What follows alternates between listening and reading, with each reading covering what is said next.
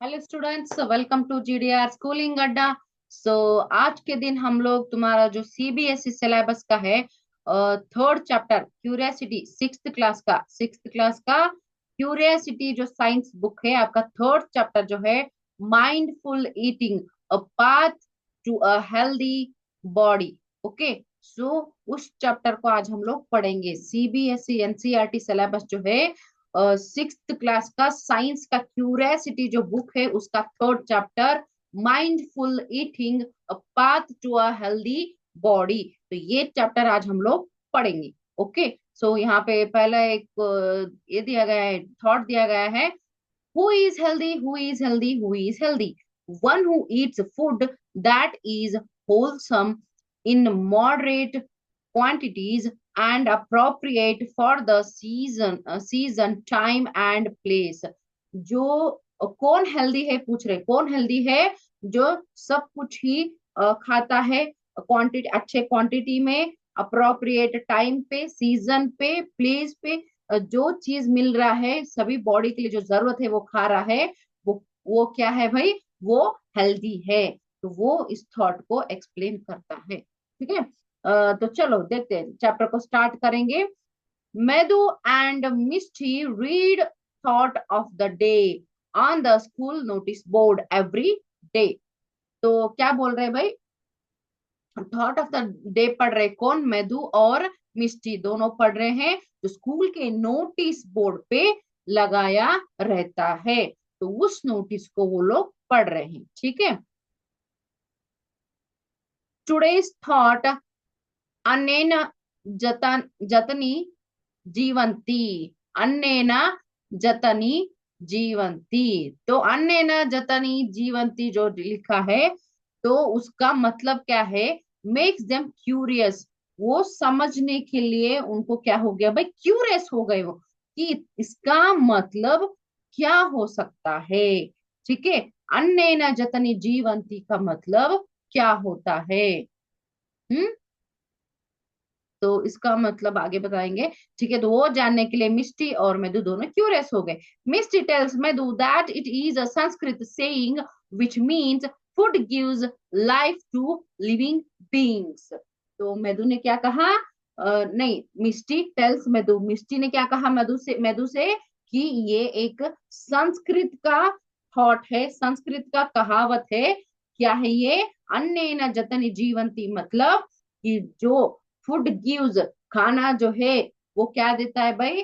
जीवन देता है जीवित वस्तुओं को। जो लिविंग बीइंग्स है उनको जीवन देता है। क्या क्या जीवन देता है?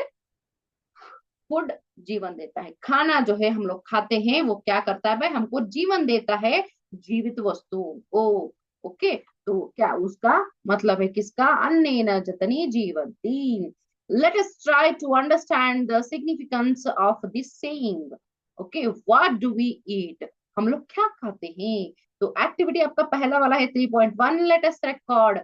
All of us eat food every day. Food is an essential component of our daily life. List the food items you have consumed over the week in table 3.1। तो टेबल 3.1 यहाँ पे दिया गया है, तो आपको यहाँ पे क्या करना है भाई? एक हफ्ते तक आपने क्या क्या, किस दिन क्या क्या खाया है, वो आपको लिस्ट आउट करना है। और वैसे ही ये बताया गया है जी, फूड कंपोनेंट जो हम लोग खाते हैं वो बहुत ही एसेंशियल है, हमारे डेली लाइफ का पार्ट है, क्योंकि हमको एनर्जेटिक लेना है तो हमको खाना खाना पड़ता है। We have food, we consume food. तो वीक में आपने कौन से दिन क्या क्या खाया है वो लिस्ट करने के लिए बताया गया है। ठीक है, what observation what observation can you make about your food from the data collection collected in table 3.1? तो उन्होंने क्या पूछा, क्या ऑब्जर्वेशन किया आपने टेबल में जो आपने लिखा है? आपने लिखा होगा भी, देखो मंडे के दिन किसी के घर में डोसा बनता है, किसी के घर में इडली बनता है, तो जिसके घर में डोसा बन रहा है डोसा लिखो, जिसके घर में इडली बन रहा है इडली लिखो। ट्यूसडे के दिन अगर रोटी सब्जी बनी है तो रोटी सब्जी लिखो, चपाती सब्जी बनी है तो चपाती सब्जी लिखो। ठीक है, वेनेसडे के दिन कुछ और बना है, थर्सडे के दिन कुछ और बना है, फ्राइडे के दिन कुछ और बना है, किसी के घर में पुलाव बनता है, किसी के घर में उपीट बनता, उपमा बनता है, किसी के घर में पोहा बनता है। ठीक है, तो इसी तरीके से अलग अलग अलग चीजें बनते हैं, तो वो चीजें आप लोग मेंशन करो 1 वीक का पूरा। तो वो सब मेंशन करने के बाद आप क्या करो भाई, क्या समझ में आ रहा है आपको उस डाटा को देखकर? तो वो यहाँ पे पहला सवाल है उनका, ठीक है। Do you eat the same kind of food in every meal और डू यूर चॉइसेस वेरी? तो क्या पूछ रहे हैं, क्या आपके हर मील में सेम कंटेंट रहता है फूड का, या फिर वेरी होता है आपके चॉइस के साथ? तो क्या बोल रहे, सेम खाते हो क्या? अगर मैं सुबह उपमा खा रही हूँ तो दिन भर उपमा खाऊंगी, या फिर अगले दिन भी उपमा ही खाऊंगी, एक हफ्ते तक उपमा ही खाऊंगी? ऐसा बिल्कुल भी नहीं होता है। मैंने सुबह उपमा खाया तो दोपहर को रोटी सब्जी खाऊंगी, शाम को चावल दाल खाऊंगी। तो अलग अलग चीजें रहता है, तो अलग अलग चीजें हम लोग खाते हैं। वेरी होता है ना, हमारा चॉइस अलग अलग होता है, हमारा मील हर हर समय पे एक ही तरीके का नहीं रहता है। Compare your list with those prepared by your friends, find similarities and differences in the food consumed by you and your friends. What did you find? Record your findings in your notebook. You may have noticed that there is a variety in the food eaten by you and your friends. तो क्या आप बोल रहे हो, हफ्ते भर का आपने जो लिस्ट किया है उसको मैच करके देखो। अपने फ्रेंड्स ने, आपके फ्रेंड्स ने भी लिस्ट किया होगा, तो दोनों लिस्ट को मैच करके देखो कि आपके खाने में और उनके खाने में कितना वैरायटी रहता है। ये सब अपनी नोटबुक में लिखो, आप लोग कंपेयर करके देखो। और इससे ये समझ में आता है कि बहुत सारे वैरायटी होते हैं हमारे खाने में और हमारे फ्रेंड्स के खाने में। जब हम लोग कंपैरिजन करते हैं तो बहुत ही सारे वैरायटी ऑफ फूड हमको देखने को मिलते हैं, ठीक है। Do you think that such diversity in food exists in all states of our country? तो ये जो खाने का अलग अलग चीजें खाने का है, अलग अलग खाना है, तो ये हमारे कंट्री के जो स्टेट्स है वहां पे भी देखने को मिलता है क्या? बिल्कुल मिलता है, क्योंकि स्टेट वाइज हमारा खाना स्पेशली अलग अलग रहता है, और डिस्ट्रिक्ट वाइज भी अलग अलग होता है। तो ये चीजें हमको देखने को मिलता है। फूड इन डिफरेंट रीजन, तो अलग अलग प्रदेश में अलग अलग खाने का हम लोग देखेंगे अभी। Let us explore, find out the types of food traditionally consumed and the crops grown in various states of India. You may refer to books in your library, search the internet, and interact with your friends, family, and neighbors to collect information. तो क्या बोल रहे हैं activity में आपको, कि आप लोग अलग अलग स्टेट्स जो है इंडिया के, वहां पे कौन सा क्रॉप ज्यादा उगाया जाता है, उनका ट्रेडिशनल फूड कौन सा है, इसका डाटा कलेक्ट करो। इसके रिलेटेड आपके लाइब्रेरी में आपको बुक्स मिलेंगे, या फिर आप लोग नेट में भी सर्च कर सकते हो, अपने नेबर से बात कर सकते हो, अपने पेरेंट्स से बात कर सकते हो। तो ये डाटा आपको कलेक्ट करके लेना है, ठीक है। In table 3.2, add more states and fill the collected data. A few examples are already given. तो क्या बोल रहे हैं यहाँ पे, कुछ एग्जांपल्स दिए गए हैं 3.2 टेबल में। इसमें आपको और भी स्टेट्स ऐड करने हैं, और भी यहाँ पे एनी अदर लिखा है ना, तो यहाँ पे आपको टेबल में और भी ऐड कर रहे हैं और मेंशन करने हैं। यहाँ पे कुछ एग्जांपल्स दिए गए हैं। तो पंजाब का दिया गया है, लोकली क्या क्रॉप्स यहाँ पे ज्यादा उगाया जाता है भाई? व्हीट, मेज, चिकपी, पल्सेस यहाँ पे उगाया जाता है। ट्रेडिशनल फूड इनका है मकई दी रोटी, सरसों दा साग, छोले भटूरे, पराठा, हलवा, खीर। और इनका जो ये रहता है, बेवरेज रहता है, लस्सी रहता है, छाछ छाछ रहता है, बटर मिल्क जिसको हम लोग बोलते हैं, और मिल्क है, टी है। ये इनका बेवरेज है, ठीक है। तो कर्नाटका पे हम लोग देखते हैं, कर्नाटका आएगा तो यहाँ पे लोकल क्रॉप कौन सा है भाई? राइस, रागी, उड़द, कोकोनट, ये यहाँ पे लोकली उगाया जाता है।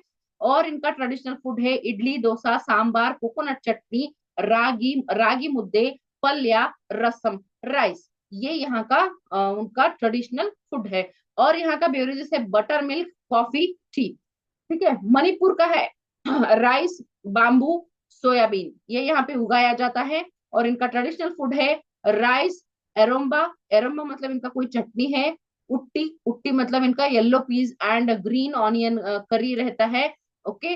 और सिंगजू मतलब सिंगजू और कंगसोई करके कुछ इनका फूड आइटम रहता है, ठीक है। इसके साथ इनका बेवरेज है ब्लैक टी, ये लोग ब्लैक टी ज्यादा पीते हैं। इसी तरीके से अलग अलग स्टेट का अलग अलग होगा। तो और भी आप लोग नेट में सर्च करो, लाइब्रेरी के बुक्स में पढ़ो, और डाटा को कलेक्ट करके टेबल में फिल करो। Why do we see diversity in a traditional food consumed in a various state of our country? क्यों हम लोग इतना अलग तरीका देखते हैं ट्रेडिशनल फूड में, जो अलग अलग स्टेट में खाया जाता है? इतना डाइवर्सिटी क्यों है, इतना अलग अलग पन क्यों है? Analyze the data collected by you in table 3.2. Are there food items that are common across states? make a list of those food items. You may find that some food items are common in many states while some are eaten only in a particular state. तो आप लोग क्या देखते हो भाई, ये table 3.2 हम लोग पढ़ेंगे तो कुछ कुछ चीजें रहते हैं जो सारे स्टेट में कॉमन रहते हैं, बहुत सारे स्टेट में कॉमन रहता है, और कुछ कुछ चीजें रहते हैं जो पर्टिकुलर उसी स्टेट में खाया जाता है, किसी और स्टेट में नहीं खाया जाता है। तो ये चीजें हमको समझ में आती है। What relation do you find between the traditional food items and the locally grown crops? You must have observed that the traditional food of any state is usually based on the crops grown in that state. तो traditional food और crops जो locally grow करते हैं उनमें क्या relation है? तो ये बताया गया है कि ट्रेडिशनली जो फूड उनका रहता है, ट्रेडिशनल फूड जो उनका रहता है, ऑलमोस्ट उनका लोकल क्रॉप पे ही डिपेंड करता है। ओके, फॉर एग्जाम्पल यहाँ पे हम लोग देख रहे हैं पंजाब का, यहाँ पे वीट और मेज वो लोग उगाते हैं, चिकपीस उगाते हैं, पल्सेस उगाते हैं। तो उसी हिसाब से यहाँ पे मक्के दी रोटी है, सरसों दा साग है, छोले भटूरे है, पराठा है, ये सब उसी पे डिपेंड करता है। जैसे कर्नाटका में राइस और रागी उगा रहे हैं, तो उड़द उगा रहे हैं, कोकोनट उगा रहे हैं। तो यहाँ पे क्या भाई, राइस रसम फेमस है, और रागी से रागी मुद्दे फेमस है, और उड़द दाल से इडली डोसा हमारे यहाँ पे बनता है, कोकोनट से चटनी बनती है। तो ये सब भी क्रॉप्स पे डिपेंड करता है जो हम लोग यहाँ पे ट्रेडिशनल फूड्स वगैरह प्रिपेयर करते हैं। India is an agriculture country with diverse soil and climate types. Various crop are grown in its different regions depending on the soil types of climatic conditions. तो भाई यहाँ पे इंडिया में agriculture का बहुत ज्यादा ही यहाँ पे डाइवर्सिटी है, अलग अलग स्टेट में, अलग अलग एरियाज में, अलग अलग रीजन्स में। यहाँ पे क्या हो रहा है भाई, क्लाइमेटिक कंडीशंस चेंज होते हैं, सॉइल का टाइप चेंज होता है, तो उस बेस पे वहां पे हर जगह पे अलग अलग तरीके के क्रॉप्स यहाँ पे उगाए जाते हैं जो उस क्लाइमेटिक कंडीशंस के साथ मैच करता हो।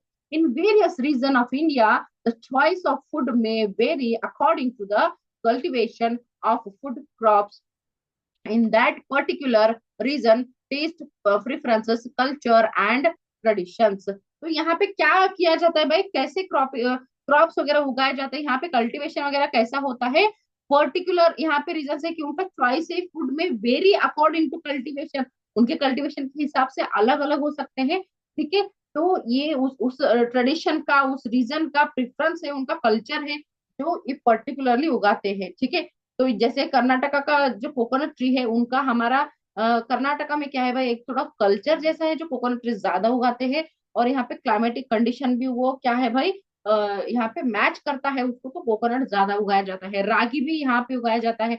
जैसे सेब जो है, एप्पल जो है वो कश्मीर में ही पैदा किया जाता है, कश्मीर में उगाया जाता है ज्यादातर। इस हमारे साउथ में उसको नहीं उगाया जा सकता, क्योंकि साउथ के क्लाइमेट को मैच नहीं करता है। वो कश्मीर के साइड में, मतलब नॉर्थ के साइड में ही कल्टीवेट उसको किया जाता है, क्योंकि उसका क्लाइमेटिक कंडीशन वहां से मैच करता है। ठीक है, तो ये सब क्या है भाई, ट्रेडिशनल कल्चरल जो हमारा है क्रॉप्स उगाने का, तो ये सब कुछ क्या है भाई, डिपेंड करता है उस रीजन के ऊपर, उस क्लाइमेटिक कंडीशंस के ऊपर, तो उसके बेस पे सभी क्रॉप्स उगाए जाते हैं। How have cooking practices changed over time?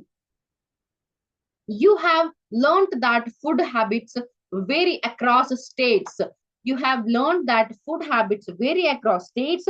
Our food choices as well as practices of food preparation may differ from one another. Have our food habits and cooking practices changed over time? तो यहाँ पे क्या बोल रहे हैं भाई, cooking practice के बारे में है कि कुकिंग प्रैक्टिस कैसे रहता है, जो स्टेट्स के हिसाब से वेरी होता है। हमारे फूड के चॉइस और प्रैक्टिस जो है, फूड प्रिपरेशन रहता है, वो भी डिफर करता है। और क्या है भाई, हैबिट्स जो है हमारे, और कुकिंग प्रैक्टिस जो है वो भी चेंज करता है ओवर टाइम। क्या उसका सवाल पूछा गया है? डेफिनेटली चेंज करता है, क्योंकि अलग अलग तरीका रहता है। साउथ के लोगों का खाना बनाने का तरीका अलग होता है, नॉर्थ के लोगों का तरीका अलग होता है, उनके मसाले कुछ अलग रहते हैं, उनका तरीका कुछ अलग रहता है, तो सब चीजों में वेरी होता है। ठीक है, तो एक्टिविटी 3.3 में आपको बताया गया है, let us interact and find out. Prepare a list of questions for gathering information from elderly people about their food habits and cooking practices. Following are some of the simple questions. तो क्या बोल रहे हैं, आपको questions के list ready करने हैं, अपने एल्डरली पर्सन से पूछना है, अपने ग्रैंड पेरेंट्स से, ग्रैंड मदर से, ग्रैंड फादर से, सभी से आपको पूछने हैं कि उनके खाना बनाने का तरीका कैसा था, तो फूड प्रिपेयर करने का उनका तरीका कैसा था और अभी में क्या डिफरेंस है, वो सब आपको पूछना है। तो उसके लिए एग्जांपल्स कुछ क्वेश्चन दिए गए हैं। what kind of food do you still eat and what is new? What are the changes in cooking practices over time? What has caused these changes? तो ये कुछ सवाल है, एग्जाम्पल के लिए दिए गए हैं। तो इसी तरीके से आप लोग और भी क्वेश्चंस बना सकते हैं। ठीक है। Conduct interviews with some elderly people based on the questions prepared. तो ये जो आप लोग क्वेश्चंस रेडी करोगे, ये 3 है, इसके साथ और भी क्वेश्चन प्रिपेयर करोगे, उसके बेस पे आप लोग क्या करो भाई, एल्डरली पर्सन के इंटरव्यूज लो, उनसे पूछो वो क्वेश्चन प्रिपेयर के ऊपर उनका क्या क्या उनका जवाब रहता है। ठीक है। यहाँ पे फॉर एग्जाम्पल आप देख रहे हो, पहले चूल्हे पे खाना बनाते थे, अभी क्या कर रहे हैं भाई, गैस स्टोव यूज किया जा रहा है। पहले सिलबट्टे पे पीसा जाता था, ग्राइंड किया जाता था जो भी है, और अभी क्या कर रहे हैं भाई, इलेक्ट्रिक मिक्सर ग्राइंडर हम लोग यूज कर रहे हैं पीसने के लिए। ठीक है। What are your findings from the interviews you conducted? तो क्या आपने पाया? Cooking practice also called culinary culinary practices have change over time.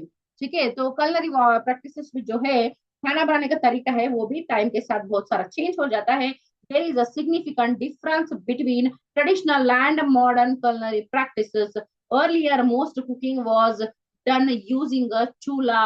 Nowadays most of us cook using a modern gas stove. Earlier most grinding was done manually using a silbatta. These days we have an electric grinder for ease of grinding. Find out what were the other ways of cooking and grinding. तो क्या बोल रहे हैं, पहले की colour practice में और अभी के कलर प्रैक्टिस में बहुत सारा डिफरेंस है, क्योंकि तभी के प्रैक्टिस में ऑलमोस्ट खाना चूल्हे पे बनाया जाता था। अभी हम लोग क्या करते हैं, ऑलमोस्ट गैस स्टोव पे बनाते हैं। पहले ऑलमोस्ट सिलबट्टे पे पीसा जाता था, पत्थर पे पीसा जाता था, जो भी पीसना है, पेस्ट करना है। अभी ऑलमोस्ट मिक्सी को यूज किया जाता है, मिक्सर ग्राइंडर को यूज किया जाता है पीसने के लिए। तो ये वेरी होता है, चेंज हुआ है, टाइम के साथ बदला गया है। ठीक है। तो और भी इसके अलावा कोई कुकिंग प्रैक्टिसेस है जिसके बारे में आपको जानकारी निकालने के लिए कहा गया है। ठीक है।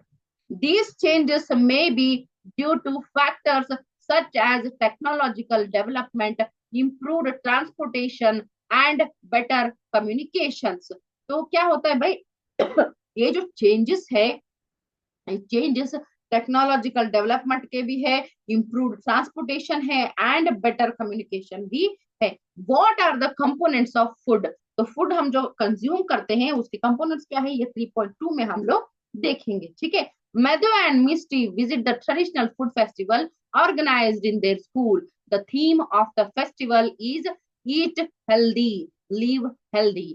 तो इनका स्कूल का जो क्या है भाई, ट्रेडिशनल फूड इवेंट था, फेस्टिवल था। तो फूड फेस्टिवल में मधु और मिष्टी दोनों गए थे। ठीक है। स्कूल की तरफ से ऑर्गेनाइज किया गया था, और इसका थीम क्या था भाई, ईट हेल्दी लिव हेल्दी। अच्छा खाओ और अच्छे से रहो। The festival features various stall displaying different kinds of traditional dishes.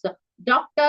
Poshita and nutritional expert explained to students that health is the ultimate wealth. तो क्या है भाई, यहाँ पे बहुत सारा फूड फेस्टिवल में यहाँ पे बहुत सारे अलग अलग अलग तरीके के शॉप्स लगे हुए थे। वहाँ पे अलग अलग तरीके के खाना भी, बहुत सारा हेल्दी खाना डिस्प्ले किया गया था। तो इसी समय पे डॉक्टर पोशिता जो है न्यूट्रिशनलिस्ट भी थी, और डॉक्टर पोशिता भी थी और न्यूट्रिशनल एक्सपर्ट भी थे। तो उन लोगों ने बच्चों को क्या बताया कि health is the ultimate wealth. Health जो है एक अल्टीमेट वेल्थ है, क्योंकि हेल्थ को हमको बचा के रखना है, तब जाके हम लोग वेल्थ अपना बना पाएंगे। हम ठीक रहेंगे तभी तो हम लोग ग्रो कर पाएंगे। ठीक है। तो वो उन्होंने एक्सप्लेन किया बच्चों को। Let us understand what doctor Poshita means by this statement. Doctor Poshita का ये कहने का मतलब क्या था। Have you ever missed a meal? How do you feel when you miss a meal? कभी आपने खाना स्किप किया है क्या, खाना नहीं मिला आपको खाने के लिए, फिर टाइम नहीं मिला हो, तो आपको उस समय पे कैसे फील होता है? We feel tired and less energetic when we do not eat for some time. Why do you think a marathon runner drinks glucose water during after race? During and after race. तो क्या बोल रहे हैं यहाँ पे, कुछ हम लोग खाना नहीं खाए उस समय तक तो हमको वीक फील होता है, एनर्जी डाउन लगता है, हमको बॉडी वीक लगने लगता है। और आपको क्या लगता है कि जो मैराथन रनर रहते हैं वो रनिंग के दौरान और रनिंग के बाद ग्लूकोज वाटर ड्रिंक करते हैं, तो वो क्यों करते हैं, क्या लगता है आपको? पूछा गया है। Glucose provide instant energy. Glucose is an example of carbohydrate. तो क्या है भाई, ग्लूकोज इंस्टेंट एनर्जी प्रोवाइड करता है और ग्लूकोज कार्बोहाइड्रेट का एक एग्जाम्पल है। ठीक है। Carbohydrates carbohydrates are one of the primary sources of energy in our diet. Cereals like wheat, rice, and maize, vegetables like potato and sweet potato, and fruits like banana, pineapple, and mango are some sources of carbohydrates. तो carbohydrate जो है primary source है हमारे energy का, diet हमारे diet के अंदर वो इंक्लूड रहना चाहिए। ठीक है। तो उसके लिए एग्जाम्पल से सीरियस में यहाँ पे बताया गया है, क्या क्या है भाई यहाँ पे कार्बोहाइड्रेट की, यहाँ पे जो पिक्चर में दिखाया गया है, बाजरा है, राइस है, wheat, potato, sweet potato, potato, sugar cane, banana, pineapple, mango, maize. तो ये सब कुछ हमको क्या किया गया है भाई, एग्जाम्पल बताया गया है कार्बोहाइड्रेट कंटेंट का। Okay. Do you know that common sugar is also a type of carbohydrate? तो कॉमन शुगर जो रहता है वो भी कार्बोहाइड्रेट का एक एग्जाम्पल है। Why do you think we prefer you have laddus as a part of our traditional diet in winters? तो विंटर सीजन में हमारे जो फेस्टिवल रहते हैं, ट्रेडिशनल कल्चर जो रहते हैं, उसमें लड्डू बनाने का जो है क्यों है तरीका, लड्डू क्यों विंटर सीजन के जो हमारे फेस्टिवल्स आते हैं उस समय पे लड्डू क्यों बनाए जाते हैं? बेसन और wheat flour and ghee are among the main ingredients of laddus along with goonds, edible gums जिसको बोलते हैं गोंद बोलते हैं। ठीक है। Nuts and seeds, ghee and various kinds of oils are grouped under another kind of food component which is called fat। तो यहाँ पे लड्डू बनाने का जो बेसिक आइटम्स रहते हैं, बेसन व्हीट फ्लावर रहता है और घी रहता है, ये जो है मेन उनका इंग्रेडिएंट रहता है। उसके साथ साथ गम जो है, एडिबल गम, खाने वाला जो गोंद रहता है, गोंद यूज किया जाता है और सीड्स यूज किया जाते हैं, बहुत सारे घी यूज किया जाता है, ड्राई फ्रूट्स यूज किए जाते हैं। ठीक है। तो ये सब कुछ यूज किया जाता है और इन सब अलग अलग तरीके का तेल वगैरह सब कुछ, तो ये सब कंपोनेंट कुछ और भी एक्सप्लेन करता है क्या भाई, इसके अंदर फैट कंटेंट रहता है। ठीक है। Source of fat can be from plants और एनिमल्स। सोर्स ऑफ फैट जो रहता है वो क्या रहता है भाई, प्लांट से भी रह सकता है या फिर एनिमल से भी रह सकता है। Nuts such as ground nut, walnut, coconut and almonds and seeds such as pumpkin seeds and sunflower seeds are some sources of fat. Fat is a source of stored energy. Okay। तो जो fat contents जो रहते हैं वो क्या क्या यहाँ पे एग्जांपल्स देंगे, नट्स है, ग्राउंड नट है, नट्स में वॉलनट है, कोकोनट है, आलमंड है, ये सब क्या है भाई, फैट के सोर्सेस है। और सीड्स में पंपकिन सीड है, सनफ्लावर सीड है और बहुत सारे सीड्स रहते हैं जो फैट को क्या करते हैं भाई, फैट को जनरेट करते हैं बॉडी में। और फैट जो है सोर्स है स्टोर्ड एनर्जी का, बॉडी को एनर्जी देता है। ठीक है। तो यहाँ पे क्या बोल रहे हैं भाई, yes my grand mother told me that laddoos rich in ghee and must provide energy to keep us warm. तो लड्डू वार्म रखने में हमको हेल्प करते हैं, इसलिए विंटर टाइम पे ट्रेडिशनल फूड बनाया गया है लड्डूज को। तो ये क्या करता है भाई, एनर्जी जनरेट करता है बॉडी में। ओके। तो सम सोर्स ऑफ फैट के लिए यहाँ पे एग्जांपल्स दिए गए हैं, क्या क्या देखेंगे, butter, almonds, cashew nut, sesame seeds, soyabean, ground nut, walnut, sunflower seeds, pistachio, butter. तो ये सब क्या है भाई, फैट के लिए एग्जाम्पल्स है। Carbohydrates and fat provide us energy for performing various activities, therefore they are called energy giving foods. तो कार्बोहाइड्रेट्स और फैट्स क्या करते हैं भाई, एनर्जी जनरेट करते हैं, हमको बहुत सारे एक्टिविटीज करने में बॉडी को एनर्जी सप्लाई करते हैं, इसलिए उनको हम लोग क्या बोलते हैं, एनर्जी गिविंग फूड्स कहा जाता है। क्या बोलते हैं, एनर्जी गिविंग फूड उनको कहा जाता है। Identify more food items that are rich source of carbohydrates and fats. तो क्या बोला गया है यहाँ पे, और भी कार्बोहाइड्रेट और फैट्स में जो रिच फूड है उनको और भी सर्च करो। यहाँ पे कुछ एग्जांपल्स बताए गए हैं और आप लोग और भी उनको मेंशन करो जिस जिस फूड में फैट और कार्बोहाइड्रेट्स रहते हैं। Polar bears accumulate a lot of fat under their skin. This fat serves as an energy source. It supports them during their months long winter sleep, enabling them to survive without eating. तो polar bears जो रहते हैं वो winter season में उनको बहुत सारा खाना नहीं मिलता, बहुत लंबे समय तक वो सोते हैं, बहुत दिनों तक उनको खाना नहीं मिलता है, उस समय पे उनका जो फैट जमा रहता है बॉडी में, वो फैट उनको जिंदा रहने में मदद करता है, सरवाइव करने में मदद करता है और उनके बॉडी के अंदर एनर्जी जनरेट करने में मदद करता है। ठीक है, proteins are also an important part of our food. Milk products and pulses are good source of protein. Sprouts sprouts persons sports persons need protein in larger quantity to build their muscles. People get proteins from plants as well as animals. Some excellent plant source of protein are pulses, beans, peas, and nuts. Animal sources of protein are milk, paneer, egg, fish, and meat. Protein rich food helps in growth and repair of our body. These are therefore called body building foods. Okay, so proteins क्या है भाई, proteins हमारे body के लिए बहुत सारे important है, क्योंकि प्रोटीन क्या करता है भाई, प्रोटीन रिच फूड हमको क्या करता है भाई, बॉडी को मेंटेन करने में, रिपेयर करने में हेल्प करता है। हमारे बॉडी के अंदर हम कुछ भी डैमेज है, डैमेज इट मीन्स अगर हमको बुखार आ रहा है, फिर कोई भी डिसीज आ रही है, कुछ सर दर्द कर रहा है, कुछ भी कर रहा है, तो अंदर के जो हमारे बैक्टीरियाज रहते हैं, फाइटिंग बैक्टीरियाज, गुड बैक्टीरिया, उनको फाइट करने के लिए एनर्जी चाहिए डिसीजेस से, तो वो एनर्जी क्या करता है, प्रोटीन सप्लाई करता है। तो इसीलिए प्रोटीन्स क्या है भाई, बॉडी रिपेयर करने के लिए हमको हेल्प करता है। ठीक है, तो प्रोटीन जो रहता है वो बॉडी प्रोटीन जो रहता है बॉडी को रिपेयर करने में हेल्प करता है, इसीलिए स्पोर्ट्स पर्सन ज्यादा कंज्यूम करते हैं, प्रोटीन को लार्जर क्वांटिटी में कंज्यूम करते हैं, क्योंकि उनको बॉडी को बिल्ड करना रहता है, मसल को बिल्ड करना रहता है और स्ट्रॉन्ग बनाना रहता है। और प्रोटीन को हम लोग मिल्क प्रोडक्ट्स में देख सकते हैं, पल्सेस में देख सकते हैं, तो ये सब प्रोटीन की गुड सोर्सेस है।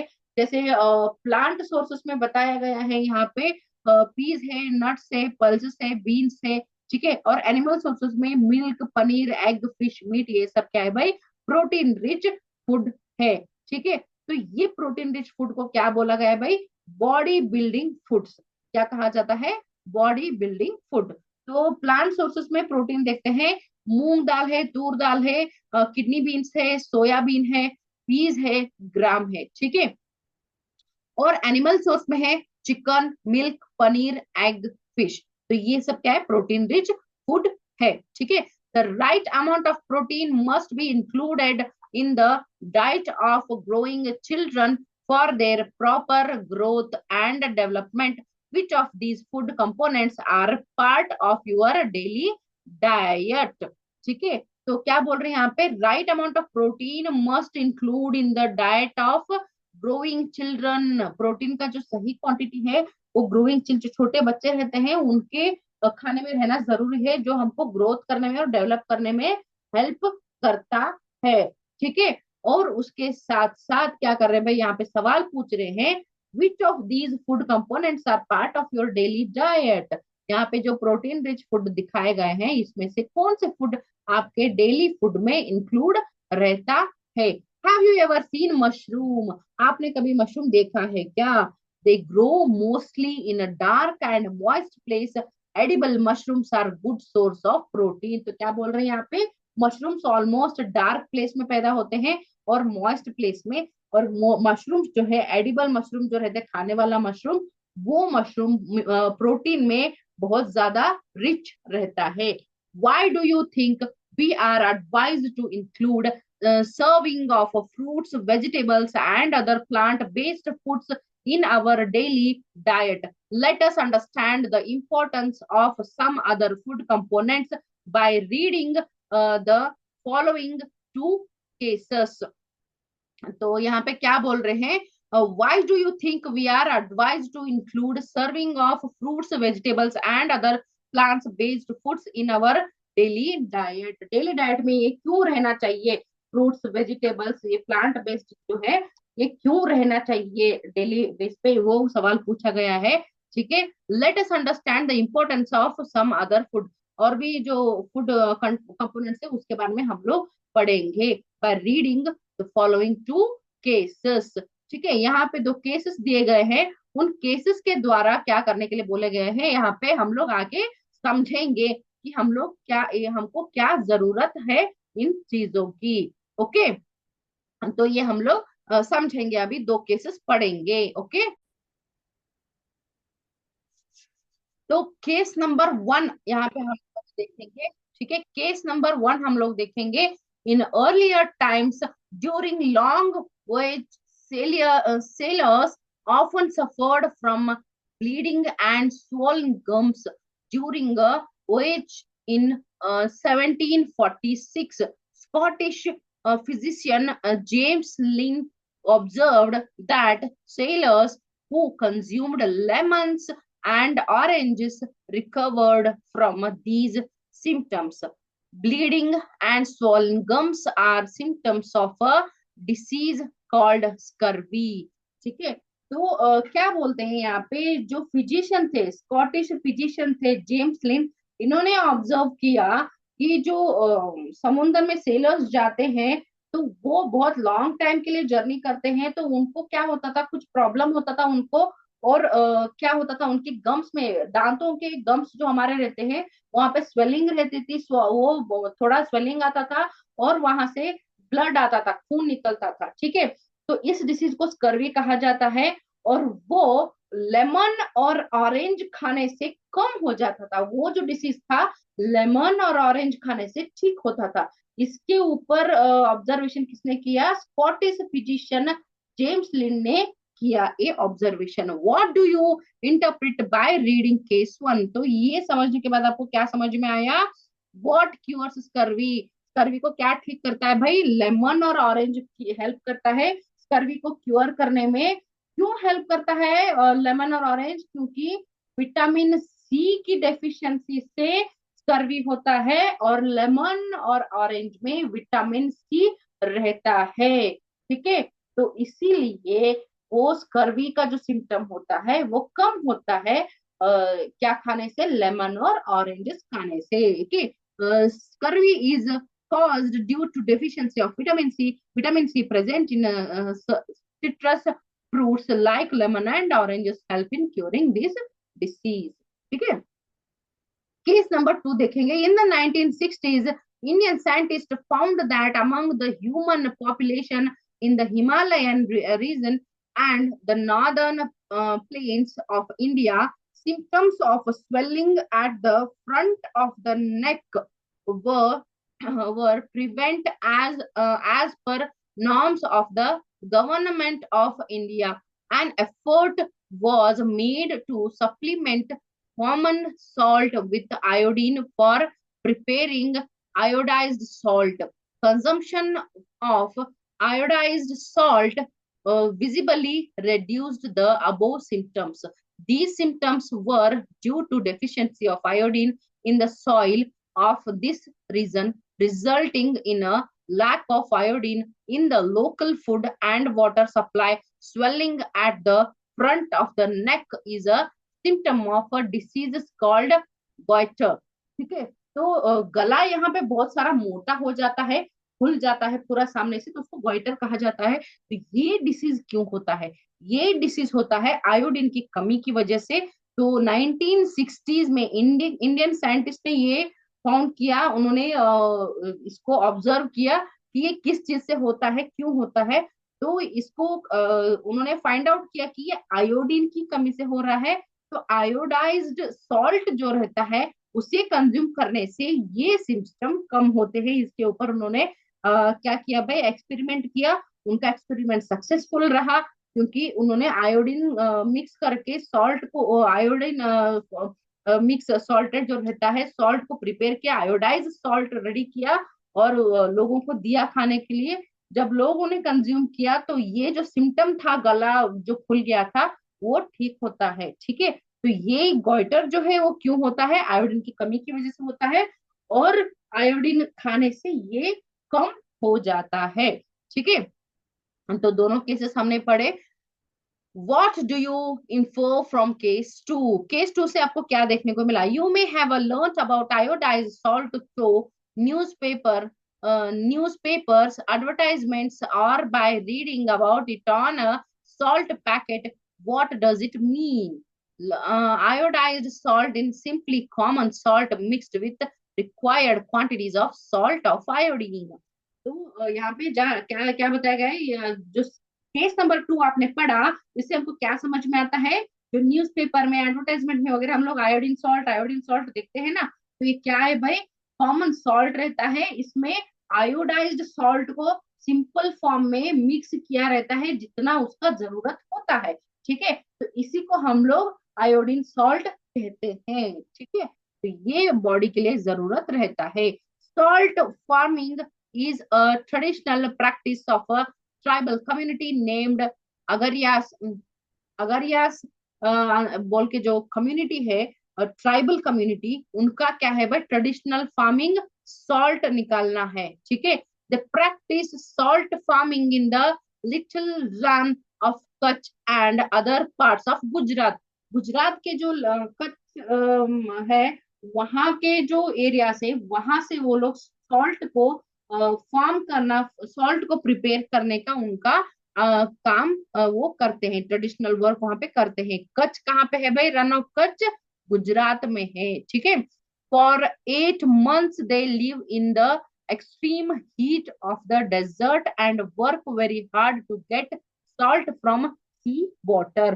तो सी वाटर से सॉल्ट निकालने के लिए वो 8 8 महीनों तक एक्सट्रीम हीट में रहते हैं, क्योंकि पानी को उनको क्या करता है भाई? इवेपोरेट करके क्या करना रहता है? सॉल्ट को लेना रहता है। ठीक है, तो इसीलिए वो लोग बहुत स्ट्रगल करते हैं और वहां से सॉल्ट वो क्या करते हैं भाई? सॉल्ट का फार्मिंग करते हैं। How would you find out more about other food components that protect our body from various diseases? तो और भी बहुत सारे फूड कंपोनेंट्स है जो हमारे बॉडी को जरूरत है और वेरियस डिसीजेस से वो हमारे बॉडी को ठीक करते हैं। तो वो क्या क्या है, हम लोग कैसे जानेंगे? लेट अस कंडक्ट सर्वे। तो एक्टिविटी 3.4 में आपको सर्वे कंडक्ट करने के लिए कहा गया है। Study the chart giving given in figure 3.5 to explore the functions and the sources of various food components, find out more sources of vitamins and minerals, also understand the symptoms of the diseases caused by the lack of these food components। तो यहाँ पे हमको क्या देखने के लिए कहा गया है? 3.5 का टेबल देखने के लिए कहा गया है, जिसमें विटामिन को बताया गया है, उनके फंक्शंस को, उनके सोर्सेस को, और उनके डेफिशिएंसी से जो डिसीज होता है वो देखने के लिए कहा गया है, उनका सिम्टम्स में दिखाया गया है। ठीक है, तो ये पढ़ के हमको समझ में आएगा कि कौन कौन से फूड की खाने की कमी की वजह से हमको कौन कौन से डिसीजेस होते हैं। Visit your neighbourhood, interact with people and find out if any individual shows the symptoms listed on the chart.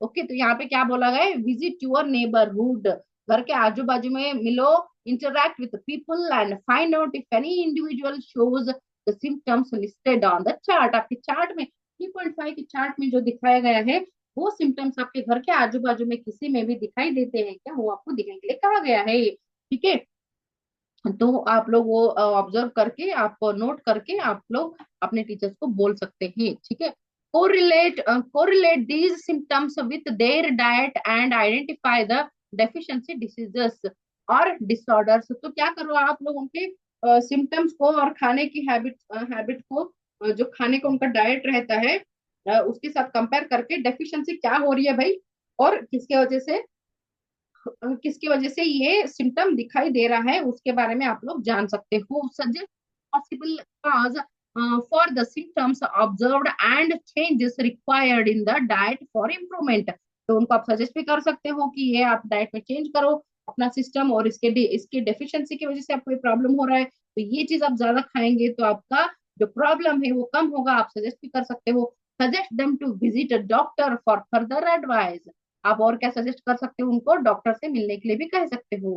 ठीक है, यहाँ पे कुछ एग्जांपल्स दिए गए हैं। विटामिन ए है, vitamin A keeps eyes and skin healthy. और विटामिन ए क्या करता है भाई, हमारे आईज को और स्किन को हेल्दी रखता है। इसके सोर्सेस है पपाया, कैरेट, मैंगो और मिल्क। इसके डेफिशिएंसी से क्या होता है भाई, हम लोग आई साइट को खो सकते हैं, loss of vision, I site को हम लोग खो सकते हैं। तो इसके सिम्टम्स रहते हैं poor vision, loss of vision in darkness, जिसको हम लोग नाइट ब्लाइंडनेस भी कहते हैं। Sometimes complete loss of vision, तो समटाइम्स पूरा ही आंखें दिखना बंद हो जाता है, कम टाइम समटाइम्स विजन कम ब्लर हो जाता है, थोड़ा पुअर हो जाता है। समटाइम्स क्या होता है, अंधेरे में आंखें नहीं दिखाई देती, तो उसको नाइट ब्लाइंडनेस कहते हैं। तो ये विटामिन ए की कमी से होता है। ठीक है, विटामिन बी 1 का भी एग्जाम्पल यहाँ पे दिया गया है, जिसकी कमी की वजह से बेरी बेरी होता है। ठीक है, और बेरी बेरी क्या करता है, बेरी बेरी जो रहता है वो स्वेलिंग, टिंगलिंग्स रहता है, और burning sensation in feet and hands, trouble in breathing. तो ये बेरी बेरी का लक्षण रहता है। और इसका सोर्स जो है लिगम्स है, nuts, whole grain, seeds, milk products. ये सब खाने से क्या भाई, बेरी बेरी जो डिसीज है इससे हम लोग छुटकारा पा सकते हैं। ठीक है, तो ऐसे विटामिन सी के भी बताए गए हैं, स्कर्वी जैसे आंवला, guava, green chilli, orange, lemon इसके सोर्सेस है स्कर्वी को कम करने के लिए, क्योंकि विटामिन सी इसमें बहुत ज्यादा रहता है फूड में। और विटामिन सी की डेफिशिएंसी से स्कर्वी होता है। ठीक है, जैसे हम लोगों ने केस में पढ़ा था, केस 1 में ब्लीडिंग गम्स रहते हैं, और स्लो हीलिंग ऑफ वुंड्स रहते हैं। जो घाव लगते हैं वो बहुत कम क्या होता है भाई, फुलफिल होता है, हील होता है। ठीक है, तो इसके लिए क्या भाई, विटामिन सी की कमी रहती है तो स्कर्वी होती है। विटामिन सी की कमी कैसे पूरा करेंगे, आंवला, guava, green chilli, orange, lemon से हम लोग कम कर सकते हैं। ठीक है, विटामिन डी की कमी से रिकेट्स होता है, और इसका सोर्स है एक्सपोजर टू सनलाइट। और सनलाइट को हम लोग थोड़ा ज्यादा सनलाइट में घूमेंगे, मिल्क, बटर, फिश, एग खाने से हमको विटामिन डी पूर्ण होता है बॉडी में, उसके वजह से रिकेट्स कम हो जाता है। और रिकेट्स का सिम्टम होता है सॉफ्ट एंड बेंट बोन्स। ठीक है, और कैल्शियम की कमी की वजह से बोन और टूथ में हमको बोन टूथ क्या होता है भाई, डिकाय होता है। जैसे हम लोग बोलते हैं ना कि दांतों में कीड़े लग गए हैं, तो ये कैल्शियम की कमी।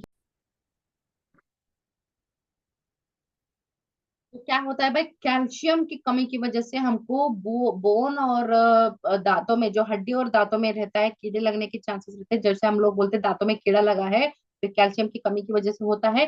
तो कैल्शियम की कमी कैसे फुलफिल होगा, मिल्क, सोया मिल्क, कर्ड, चीज, पनीर खाने से कैल्शियम की कमी पूरा होगा। और क्या होता है भाई, हमको स्ट्रॉन्ग दांत और बोन के लिए हेल्प करता है कैल्शियम। ठीक है, आयोडीन की कमी की वजह से गॉइटर होता है, हमने देखा केस 2 में पढ़ा था हमने, जो स्वेलिंग गले के आगे यहाँ पे स्वेलिंग होता है। ठीक है, सीवीड खाने से, वाटर चेस्टनट खाने से, और आयोडीन सॉल्ट खाने से क्या होता है भाई, आयोडीन की कमी पूर्ति होती है। वाटर चेस्टनट मतलब सिंघाड़ा जो हम लोग बोलते हैं, नॉर्थ साइड में ज्यादा मिलता है, वो खाने से भी आयोडीन की कमी पूरी होती है। और आयरन की कमी की वजह से एनीमिया होता है, और एनीमिया की वजह से क्या होता है भाई, शॉर्टनेस होता है, वीकनेस रहता है। ठीक है, और शॉर्टनेस किसमें, ब्रीदिंग में, हम लोग उससे ठीक से सांस नहीं ले पाते, वीकनेस रहता है एंड एनीमिया की वजह से, और ये आयरन की कमी की वजह से होता है। और आयरन को फुलफिल करेगा green leafy vegetables, beet root, pomegranate खाने से आयरन की पूर्ति होती है। ठीक है, इसके साथ साथ आयरन कंटेंट में रिच फूड रहते हैं, जैसे स्पिनच है, ग्रीन लीफी में स्पिनच भी आता है। ठीक है, और क्या आता है भाई, हम लोग खाते हैं जिसको क्या बोलते हैं उसको, आंवला भी हेल्प करता है आयरन को बूस्ट करने में। विटामिन सी के जो फूड्स रहते हैं, सिट्रिक एसिड जो रहता है, विटामिन सी के जो फूड कंटेंट होते हैं वो आयरन को बूस्ट करने में हेल्प करते हैं, तो उनका खाना भी बहुत जरूरी है। तो ये सब आयरन फुलफिल करने में हेल्प करता है। ठीक है, इसके साथ साथ figure 3.5, you have learned that vitamin A, B 1, C and D and minerals calcium, iodine and iron are two group of food components that protect our body from various diseases. तो यहाँ पे विटामिन और minerals के दो अलग अलग group किए गए हैं। विटामिन में कौन से पढ़े हमने 3.5 चार्ट में? A, vitamin B1, vitamin C and vitamin D को पढ़े, और मिनरल्स में कैल्शियम, आयोडीन और आयरन को पढ़े। तो ये दो अलग अलग ग्रुप है फूड कंपोनेंट के, जो हमारे बॉडीज को वेरियस डिसीजेस से बचाते हैं। ठीक है, but how can we overcome vitamin and mineral deficiency diseases और डिसऑर्डर्स। तो इन सब से हम लोग कैसे ओवरकम करेंगे अगर कोई विटामिन की या फिर मिनरल की कमी की वजह से हमें डिसीज हो रहा है। ठीक है, तो यहाँ पे विटामिन ए के सम सोर्सेस बताए गए हैं। मैंगो है, मिल्क है, कैरेट है, पपाया। और विटामिन B1 के प्रोडक्ट्स है flax seeds, wheat, milk, paneer, pumpkin seeds, rice. ठीक है, और यहाँ पे विटामिन सी के बताए गए हैं। लेमन है, आंवला है, tomato, orange, guava, green chilli. Vitamin D के सोर्सेस है fish, milk, egg, edible mushroom, butter. ठीक है, तो ये सब यहाँ पे बताया गया है। Food components that provide energy, support growth, help, repair and protect our body from diseases and maintain various bodily functions are called nutrients. The major nutrients in our food include carbohydrates, proteins, fats, vitamins and minerals. तो यहाँ पे क्या बोल रहे हैं भाई? Food component में हमको एनर्जी, फूड कंपोनेंट्स क्या करते हैं? हमको एनर्जी प्रोवाइड करते हैं, सपोर्ट करते हैं ग्रो करने में, हेल्प करते हैं रिपेयर, बॉडी को रिपेयर करने में, प्रोटेक्ट करते हैं बॉडी को डिसीजेस से। तो ये सब मेंटेन करते हैं। तो ये जो हमारे बॉडीली फंक्शंस रहते हैं, वेरियस फंक्शंस रहते हैं, इनको क्या बोलते हैं भाई? न्यूट्रिएंट्स बोलते हैं हम लोग। न्यूट्रिएंट्स हमको हेल्प करते हैं ये सब चीजें। ठीक है, तो द मेजर न्यूट्रिएंट्स जो है हमारे बॉडी के लिए सपोर्ट इंक्लूड होते हैं कौन से? Carbohydrates, protein, fat, vitamin, minerals. ठीक है, तो ये मेजर न्यूट्रिएंट्स है हमारे बॉडी में, जो हमको हेल्प करता है बॉडी को प्रोटेक्ट करने में, ग्रो करने में, रिपेयर करने में, ग्रोथ करने में। ठीक है, एनर्जी डेवलप करने में सब हेल्प करते हैं। कौन से न्यूट्रिएंट्स है? Carbohydrates, proteins, fats, vitamin, minerals. ठीक है, vitamin and minerals are also called protective nutrients. Vitamin और मिनरल्स जो है वो क्या है भाई? इसको और क्या बोला जाता है? प्रोटेक्टिव न्यूट्रिएंट्स कहा जाता है। These nutrients protect our body from diseases and keep us healthy. तो क्या करते हैं भाई? डिजीजेस से हमको प्रोटेक्ट करते हैं और बॉडी को हेल्दी रखते हैं। Your parents may have advised you to have milk, green vegetables, fruits and whole grains regularly. These foods items are some sources of vitamins and minerals. Although vitamins and minerals are required in a small amount, they are essential to keep our body healthy. तो आपके parents ने आपको suggest किया होगा कि आप green vegetables खाओ, दूध पियो, फ्रूट्स खाओ, होल ग्रेन्स खाओ रेगुलरली। तो क्यों रहता है भाई? ये सब हमारे बॉडी को हेल्दी रखते हैं। इनमें विटामिन रिच रहता है, मिनरल्स रहते हैं। तो ये सब हमको खाने से बॉडी हेल्दी रहता है, और जितने क्वांटिटी में जरूरत रहता है उतने क्वांटिटी में हम लोग खाएंगे तो हमारा बॉडी हेल्दी रहता है। What differences do you observe in raw and cooked vegetables? Have you ever noticed that vegetables sometimes lose their bright color or become softer and less crisp when cooked? Some nutrients like vitamin C and other are lost during cooking due to high heat. Would it would it not be wise to include fruits and uncooked vegetables into our diet? Wash Washing cut or peeled vegetables and fruits may also result in the loss of some vitamins. However, it is highly recommended that all fruits and vegetables be thoroughly washed before consumption. Okay, तो यहाँ पे क्या बोला गया है कि हम लोग क्या एक चीज देखते हैं कुकिंग करने के समय ऑब्जर्व करते हैं। कुछ चीजें कुक करने से पहले और कुक करने के बाद उनका नेचर में चेंज होता है। जो कुक करने से पहले कोई क्रिस्पी रहता है, क्रंची रहता है, वो कुक करने के बाद सॉफ्ट हो जाता है, या फिर उनके कलर में चेंजेस आ जाता है। और कुछ कुछ चीजें जो विटामिन सी कंटेंट वाले फूड कंपोनेंट्स होते हैं, उनको अगर कुक करते हैं तो ओवर हीट के वजह से वो विटामिन सी के गुण को पूरी तरीके से खो देते हैं, या फिर कुछ चीजें रहती है जिसको हम लोग कुक करने से उनके नेचर को, उनके पावर जो रहता है विटामिन के मिनरल्स के, वो खो देते हैं। और कुछ चीजें धोने से या फिर पील करने से उनके छिलकों को, उससे भी वो विटामिन को खो देते हैं। तो वो एक क्या बोला गया है कि खाने में हम लोग ऑलमोस्ट रॉ फ्रूट्स और वेजिटेबल्स को यूज करना हमारे लिए जरूरी है। और क्या है भाई, रिक्वायरमेंट रहता है, सभी को बोला गया है, सभी जगह पे बोला जाता है कि ऑलमोस्ट वेजिटेबल और फ्रूट को यूज करने से पहले थरोली उनको क्या करना चाहिए भाई, वॉश करना चाहिए। तो सिर्फ वॉश करके अगर हम लोग रॉ फ्रूट्स और रॉ वेजिटेबल्स कुछ चीजें खा सकते हैं तो बहुत अच्छी बात है हमारे फूड, हमारे डेली डाइट में, वो जो हमको हेल्प करता है। जैसे कि हम लोग देख सकते हैं कि वेजिटेबल्स में आप कुकुम्बर यूज कर सकते हो, रॉ खा सकते हो, कैरेट खा सकते हो, रेडिश खा सकते हो, बीटरूट खा सकते हो। तो ये सब रॉ खाने से हेल्थ के लिए अच्छा रहता है, हम लोग इसको कंज्यूम कर सकते हैं। ठीक है। Do we obtain all nutrients from plants and animals? No. तो क्या बोल रहे हैं यहाँ पे, क्या बोल रहे हैं कि हम लोग न्यूट्रिएंट्स, हमको हम जो खाते हैं वो हम हमको न्यूट्रिएंट्स प्लांट्स और एनिमल से सब कुछ मिल जाता है क्या? तो क्या बोल रही है यहाँ पे Mishti, nutrients like salt can be obtained from sea water और फ्रॉम रॉक्स। तो क्या बोलती है मिष्टी, क्या बोल रही है मेदू को कि देख हम लोग जो खाते हैं न्यूट्रिएंट्स और मिनरल्स, सभी न्यूट्रिएंट्स प्लांट्स और एनिमल से ही नहीं मिल सकते, कुछ चीजें अलग भी होती हैं, जैसे कि सॉल्ट है जो हमको सी वाटर से मिलता है या फिर रॉक से मिलता है। Also vitamin D can be naturally produced by our body upon exposure to sunlight. तो विटामिन डी भी क्या है भाई, बॉडी को सनलाइट में एक्सपोज करने से क्या होता है भाई, विटामिन डी की कमी पूरी होती है, जो नेचुरली प्रोड्यूस होता है। ठीक है। Fruits and vegetables are rich in dietary fibres. Fruit और वेजिटेबल्स क्या है भाई, डाइटरी फाइबर्स में रिच रहते हैं। Let us see how dietary fibre are beneficial of us. Dietary fibre जो है हमारे लिए कैसे बेनिफिशियल है, उसके बारे में देखेंगे।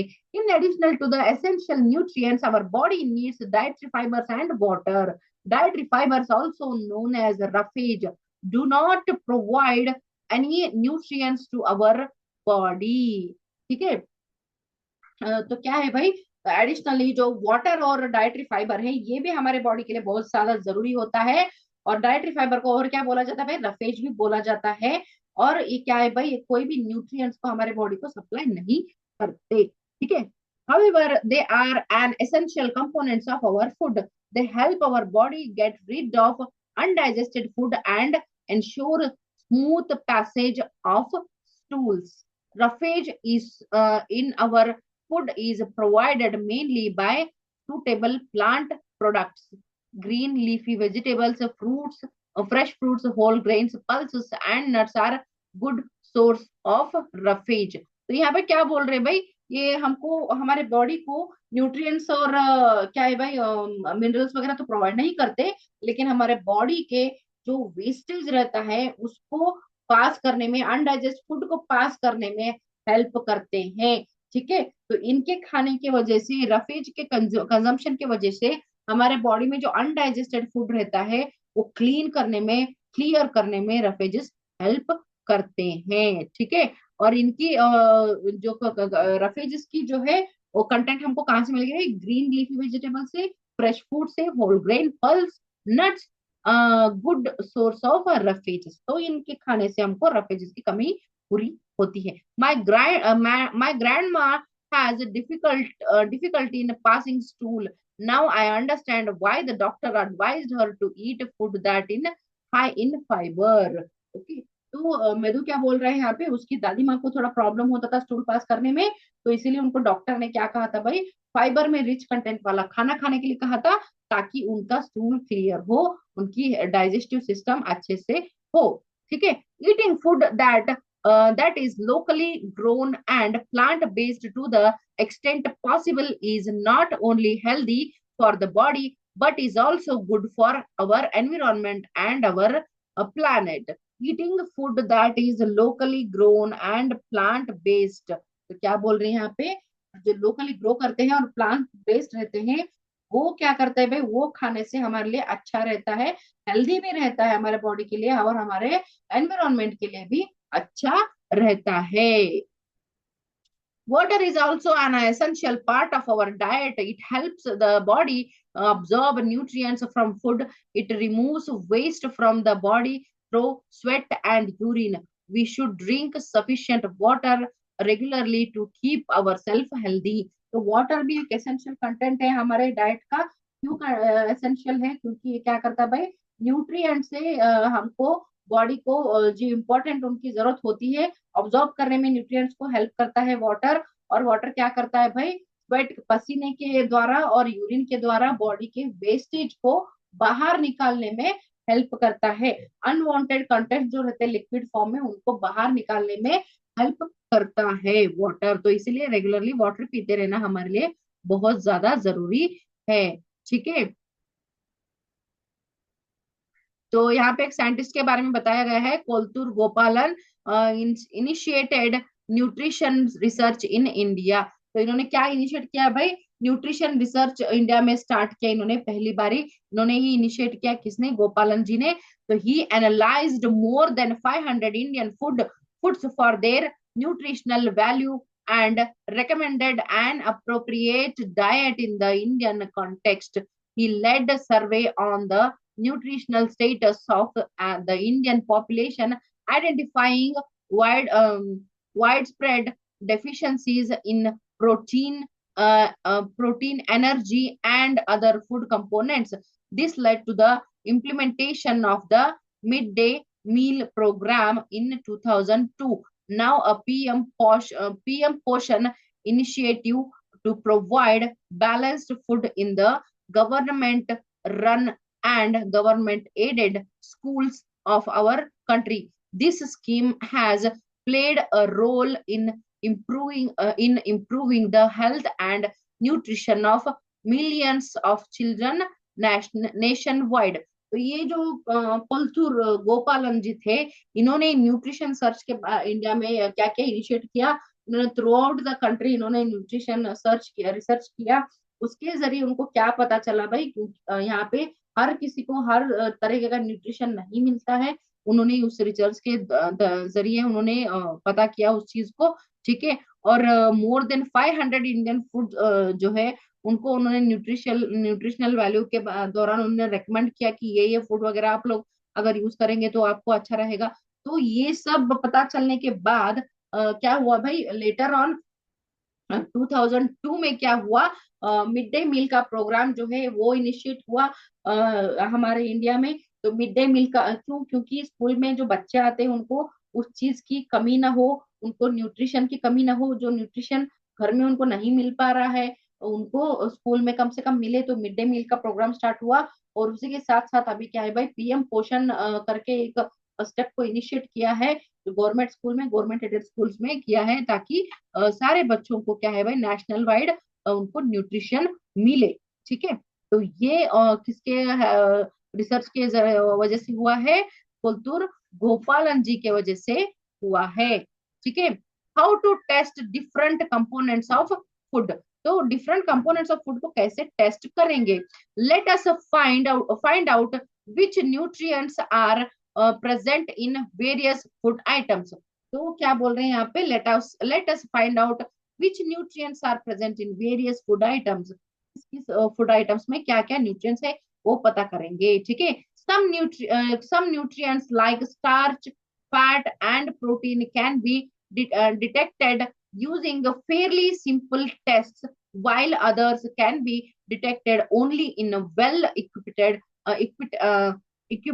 laboratory. Let us explore how we can detect the presence of starch, fat and protein in some food items. तो यहाँ पे क्या बोला गया है भाई, स्टार्च है, फैट है, प्रोटीन है, ये सब क्या है भाई, हमको फेयरली उनको डिटेक्ट कर सकते हैं टेस्ट की वजह से। ठीक है, टेस्ट से पता चलता है। और वेल इक्विप्ड लेबोरेटरी जो रहता है वहां पे टेस्ट करने से ये पता चल जाता है कि किस फूड आइटम में कितना स्टार्च है, कितना फैट है, कितना प्रोटीन है, ये हम लोग पता लगा सकते हैं। इसके अलावा भी हम लोग उसको पता लगा सकते हैं प्रेजेंस को। तो कैसे हम लोग पता लगाएंगे देखेंगे। Test for starch, let us investigate, तो क्या करेंगे भाई, स्टार्च को हम लोग इन्वेस्टिगेट करेंगे। Take a small quantity of the food item such as a slice of potato, cucumber, bread, some boiled rice, boiled gram, crushed peanuts, oil, butter, and crushed coconut. You can take other food items too for testing, तो testing के लिए इनमें से कोई भी चीज आप ले सकते हो। यहाँ पे इन्होंने पोटैटो स्लाइस को लिया है, ठीक है। Place a small piece of each item on a separate dish, उन चीजों को क्या करो भाई, सेपरेट डिश में आप लोग रखो। With help of a dropper put 2 or 3 drops of diluted iodine solution on each food items, तो क्या करना है, वो फूड आइटम्स को अलग अलग प्लेट्स में रखो और उनके ऊपर क्या करो भाई, ड्रॉपर के हेल्प से 2-3 ड्रॉप्स क्या करना है आपको, आयोडीन, जो डाइल्यूटेड आयोडीन सॉल्यूशन रहता है उसको ड्रॉप करो। Observe if there are any changes in the colour of the food items, have have they turned blue black, record your observation in table 3.3। तो क्या बोल रहे हैं यहाँ पे, टेबल 3.3 में आपको क्या करना है, उसको रिकॉर्ड करना है। कैसे रिकॉर्ड करना है, आपको उसको ऑब्जर्व करना है, उनके कलर में चेंजेस होते हैं क्या, उसके जरिए आपको ऑब्जर्व करके उसको क्या करना है भाई, मेंशन करना, ठीक है। तो ये आपको ऑब्जर्व करना है कि उसके कलर में चेंज हो रहा है क्या, ब्लू हो रहा है, ब्लैक हो रहा है, क्या हो रहा है, तो वो चेंजेस को आपको क्या करना है भाई, आपके नोटबुक में उसको रिकॉर्ड करना है, ठीक है। A blue black color indicates the presence of starch, अगर आपके फूड कंटेंट में स्टार्च है, तो अगर आप उसको आयोडीन, डाइल्यूटेड आयोडीन सॉल्यूशन जो रहता है उसको ड्रॉप करेंगे उसके ऊपर, तो उसका कलर कैसा होगा, ब्लू या फिर ब्लैक में चेंज होगा। अगर वो कलर चेंज हुआ ब्लू या ब्लैक में, इसका मतलब उसके अंदर स्टार्च प्रेजेंट है, ठीक है। तो देखते हैं 3.3.2, टेस्ट फॉर फैट्स, फैट के लिए टेस्ट कैसे करेंगे, आपको क्या करना है, take a small part of the food item that you tested for the presence of starch in activity 3.5, जो एक्टिविटी 3.5 में जो आपने टेस्ट किया है स्टार्च के प्रेजेंस के लिए, तो वो फूड आइटम को आपको लेने के लिए कहा गया है। Place each food item on a separate piece of paper, तो अलग अलग पेपर में उसको रखेंगे हम लोग separate. wrap the paper around the food and press it, be careful not to tear the paper, तो क्या करना है आपको, बहुत ही केयरफुली पेपर को उसके ऊपर प्रेस करना है, और फटना नहीं चाहिए पेपर, तो अच्छे तरीके से वो उसको प्रेस करना है। If a food atom contain a little water, allow the paper two dry, तो अगर फूड आइटम में क्या है भाई, वाटर कंटेंट है, अगर वो गीला हो रहा है पेपर, तो पेपर को हमको क्या करने के लिए देना है, ड्राई होने के लिए छोड़ना है। Does the paper develop an oily patch, paper के ऊपर क्या ऑयली पैच आ रहा है वो हमको देखना है। What do you think is the reason for this patch, if oily oil और butter is present in the food item, it leaves an oily patch on the paper. Now hold the paper against light, can you see the light faintly shining through this patch? An oily patch on the paper shows that the food items contain fat. Which of these items contain fat? तो वो सारे चीजों को क्या करना है, paper में press करना है, अलग अलग पेपर में लेके, और उनको ड्राई करने के लिए छोड़ना है। अगर उसके ऊपर ऑयली पैच आता है, तो उसको लाइट के सामने हम लोग पकड़ेंगे, तो उस पैच के ऊपर वो लाइट जो रेज पास हो रहा है वो क्या करेगा, शाइन करेगा। अगर उसके ऊपर ऑयली पैचेस रहा, तो वो शाइन करेगा, इसका मतलब उस फूड कंटेंट में फैट भी है। तो यहाँ पे क्या पूछा गया है, ऊपर के दिखाए गए सारे जो फूड आइटम्स हमने देखे, उसमें से किस किस फूड कंपोनेंट में फैट है, वो हमको चेक करना है, ठीक है। तो अभी हम लोग क्या करेंगे भाई, प्रोटीन का टेस्ट करेंगे। This activity may be demonstrated by the teacher, तो प्रोटीन के टेस्ट करने के लिए टीचर का साथ लेके चलना बहुत जरूरी है, अच्छा रहेगा, ठीक है, क्योंकि इसमें प्रिकॉशंस लेने पड़ते हैं। Take the food item tested in prevention activities, previous activities, make a paste और powder of the food items using pestle and mortar, put about half teaspoon of each food item in a separate clean test tube। तो क्या बोल रहे हैं, ऊपर के जो test के लिए आप लोगों ने यूज किया है वो सारे फूड कंपोनेंट्स आप लो, उनको पेस्ट करो। उनको पेस्ट करने के बाद अलग अलग अलग separate separate clean test tube में उनको डाल दो। प्रिकॉशन क्या क्या लेना है? केमिकल्स हार्मफुल रहते हैं तो उसको आपको हैंडल करने के लिए क्या बहुत ही केयरफुल रहना पड़ता है, और उनको डायरेक्टली नंगे हाथ से आप लोग टच नहीं कर सकते। ठीक है, आपको टीचर्स को पूछ के ही उसको टच करना है। If chemical gets spilled on your body, immediately wash the affected area with water. अगर केमिकल गलती से आपके हाथ पे गिरता है तो आपको क्या करना है भाई? पानी से उस स्किन को, उस जगह को धो के लेना है, ताकि आपको कोई भी अफेक्शन उससे ना हो, अफेक्ट ना हो। Do not put any of these chemical into your mouth. क्या करना, गलती से भी उस केमिकल को आप लोग नहीं खा सकते, तो अपने मुंह में गलती से भी नहीं डालेंगे। Add 2-3 teaspoon of water to each test tube and shake them well. जो खाना आपने जो फूड कंपोनेंट्स को आपने पेस्ट किया था और अलग अलग अलग टेस्ट ट्यूब्स में डाले गए थे, उनके ऊपर 2-3 स्पून आपको क्या करना है भाई? पानी डालना है और उनको अच्छे से मिक्स करना है। Add 2 drops of copper sulphate. Copper sulphate को आपको, कॉपर सल्फेट के सॉल्यूशन को आपको उसके अंदर डालना है। ठीक है, तो उसके अंदर आप कॉपर सल्फेट के सॉल्यूशन को उसके अंदर डालेंगे तो क्या होगा भाई? Now take another drop and add 10 drop of caustic soda solution. Caustic soda के सॉल्यूशन को कितना डालना है हमको? 10 ड्रॉप्स को डालना है। Shake well and leave the test tubes undisturbed for a few minutes. तो हमको कॉपर सल्फेट भी डालना है और उसके बाद क्या करना है? कॉस्टिक सोडा जो रहता है सॉल्यूशन, उसका सॉल्यूशन को भी डालना है, और अच्छे से मिक्स करके उन सारे ट्यूब्स को क्या करना है? हमको थोड़ी देर के लिए छोड़ देना है।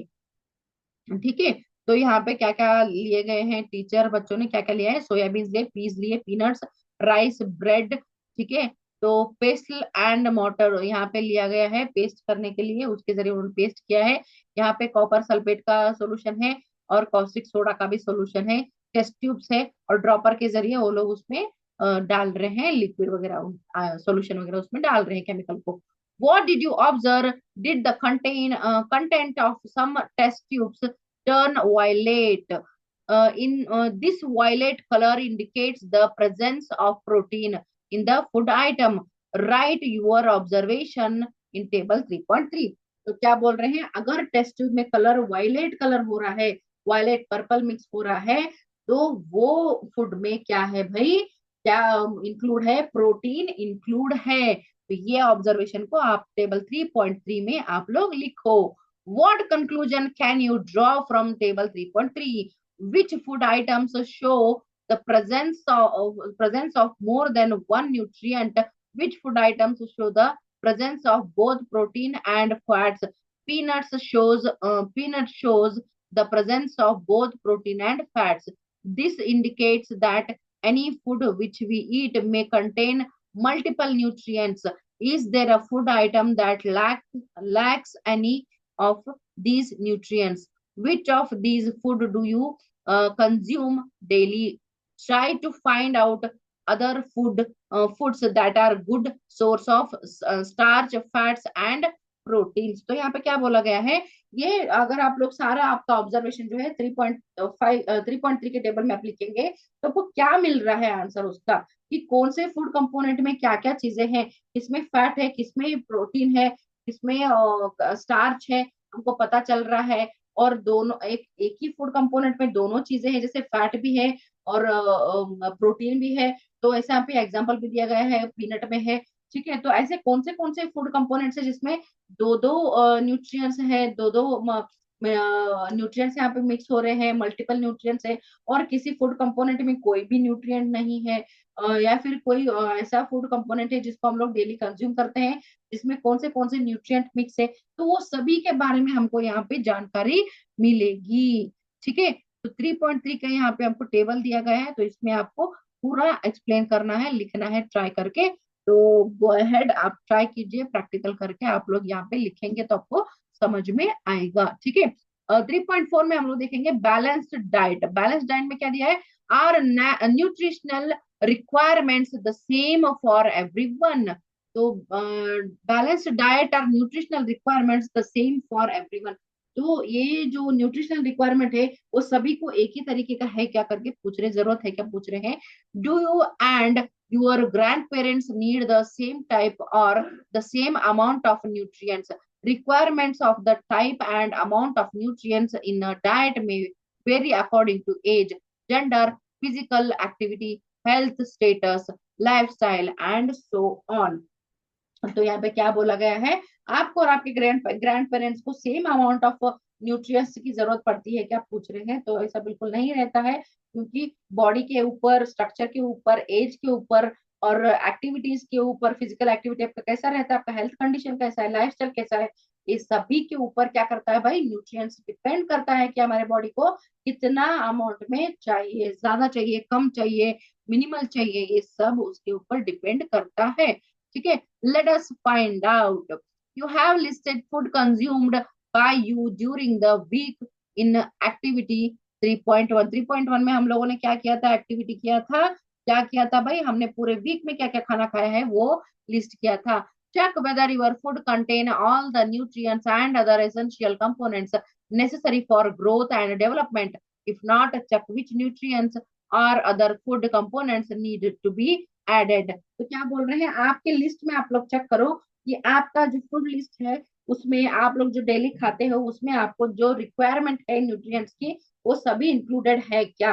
ठीक है, आपके बॉडी के ग्रोथ के लिए, डेवलपमेंट के लिए वो सभी इंक्लूड है क्या चेक करो। अगर नहीं है तो कौन से फूड कंपोनेंट्स को ऐड करने की जरूरत है उसमें, तो वो भी आप लोग चेक करो। Okay, a diet that has all essential nutrients, roughage and water in the right amount for proper growth and development of the body is known as the balanced diet. What changes would you make in your diet to make it a balanced diet? तो क्या बोल रही भाई, balance diet वो होता है जिसमें सारे न्यूट्रिएंट्स, रफेज, वाटर सभी प्रॉपर हमारे बॉडी के ग्रोथ के डेवलपमेंट के लिए प्रॉपर अमाउंट में हो और सही से हो, जिसकी जरूरत बॉडी को रहती है। तो वो अगर सभी प्रॉपर अमाउंट में है, सारे चीज इंक्लूडेड है, जैसे कि रफेज भी है, वाटर भी है, एसेंशियल न्यूट्रिएंट्स भी है और करेक्ट अमाउंट में है, तो उसको हम लोग बैलेंस्ड डाइट बोलते हैं। ठीक है, what changes would you make in your diet? तो आप लोग क्या उसमें अपने अपने डाइट को बैलेंस्ड डाइट बनाने के लिए आप लोग उसमें क्या चेंजेस करेंगे, वो भी पूछा गया है। ठीक है, read the nutritional information given below for a packet of potato wafers and a packet of roasted chana shown here. तो यहाँ पे क्या बोला गया है भाई, यहाँ पे न्यूट्रिशनल इंफॉर्मेशन दिया गया है। तो यहाँ पे पोटैटो वेफर्स है और रोस्टेड चना है, तो यहाँ पे हम लोग चेक करेंगे। ठीक है, न्यूट्रिशनल इंफॉर्मेशन पर 100 ग्राम्स किसका है भाई, पोटैटो का। एनर्जी 536 कैलोरी है। ठीक है, फैट इसमें 35.0 ग्राम है, कार्बोहाइड्रेट 53.0 ग्राम है, प्रोटीन 7.0 ग्राम है, डाइटरी फाइबर 4.8 ग्राम है। उसी जगह पे यहाँ पे न्यूट्रिशनल इंफॉर्मेशन अबाउट रोस्टेड चना है। तो रोस्टेड चना में एनर्जी कितना है भाई, 3.355 कैलोरी है। ठीक है, फैट 6.26 कैलोरी है और कार्बोहाइड्रेट 58.58 है, प्रोटीन 18.64 है और डाइटरी फाइबर 16.8 ग्राम्स है। तो दोनों में से हेल्दी कौन सा हुआ, रोस्टेड चना। क्यों, क्योंकि प्रोटीन, कार्बोहाइड्रेट और डाइटरी फाइबर हमारे लिए बहुत ज्यादा जरूरी होता है, और ज्यादा अमाउंट में प्रोटीन और डाइटरी फाइबर मिलेगा बॉडी को तो अच्छा रहता है। तो वो चीजें रोस्टेड चना में है।